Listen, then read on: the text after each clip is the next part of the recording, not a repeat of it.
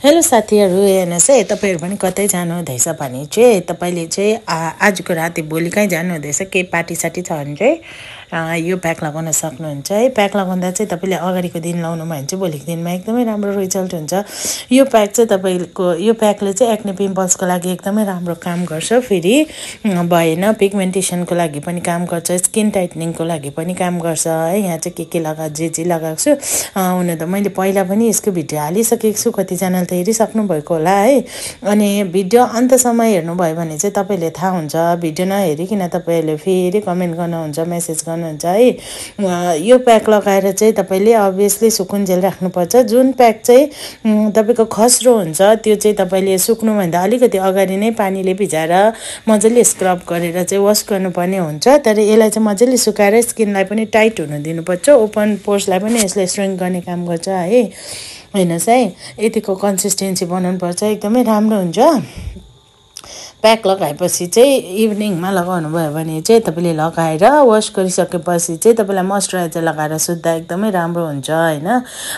एकदमै रातभरि चाहिँ तपाईँको फेसले रेस्ट पनि पाउँछ अनि भोलिको दिनमा चाहिँ एकदमै राम्रो हुन्छ। यसले चाहिँ स्किनलाई पनि एकदमै बेसी ग्लोइङ बनाउँछ है। तपाईँको क्लियर स्किन छ भने पनि यो प्याक लगाउन सक्नुहुन्छ, अनि ड्राई स्किन छ भने पनि लगाउन सक्नुहुन्छ, किनभने यहाँनिर दही हालेको छ है।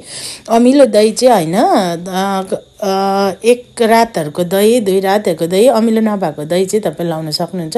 अमिलो दही छ भने चाहिँ ओइली स्किनको लागि चाहिँ राम्रो हो, तर यो प्याक चाहिँ ओइली स्किनको लागि पनि हुन्छ, ड्राई स्किनको लागि पनि हुन्छ, खालि सेन्सिटिभ स्किनको लागि मात्रै हुँदैन। अरू चाहिँ सबै स्किनकोले चाहिँ चलाउन सक्नुहुन्छ यो चाहिँ है। एकदमै छिटो पनि हुन्छ, एकदमै राम्रो है। यसले चाहिँ स्किनलाई एकदमै ग्लो पनि गराउँछ, राम्रो गराउँछ है। तपाईँले यो ट्राई गर्न सक्नुहुन्छ साथीहरू है।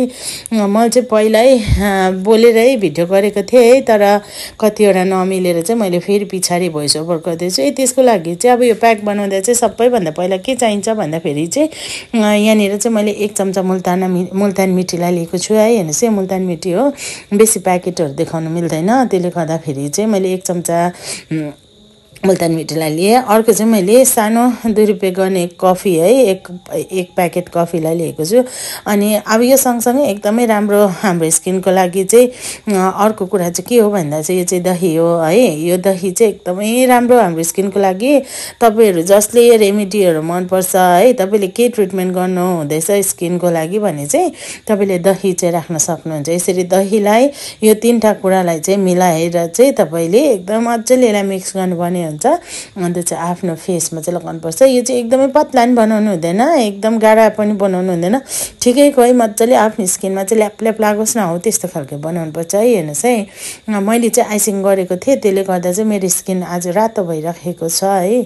तपाईँले देखिराख्नु भएको होला। अब चाहिँ म यो प्याक लगाएर चाहिँ यसलाई एकदमै फर्ममा ल्याउँछु है। मेरो पनि स्किन पहिला अब हात नभएको कारणले गर्दा चाहिँ धेरै बिग्रेको छ नि त साथीहरू। मेरो पनि ओपन पोर्सहरू होइन, म भन्नु त भन्छु, तर मलाई पनि त लाउनु टाइमहरू हुँदैन होइन। त्यसले गर्दाखेरि चाहिँ अब म पनि भर्खरै स्याहार्न थाल्दैछु मेरो स्किनलाई। हेर्नुहोस् है, अब यस्तो प्रकारले गर्नुपर्छ। अब गर्दै जानुभयो भने सबै ओपन पोर्सहरू पनि हराउँदै जान्छ, स्ट्रेङ्क हुँदै जान्छ, सानो सानो हुँदै जान्छ। बाहिरको धेरै केमिकल प्रडक्टहरू चाहिँ हामीले आफ्नो फेसमा ट्राई गर्नु हुँदैन। घरको रेमेडीले चाहिँ केही पनि स्किनमा फरक बिगार्दैन है। यो ट्राई गर्न सक्नुहुन्छ।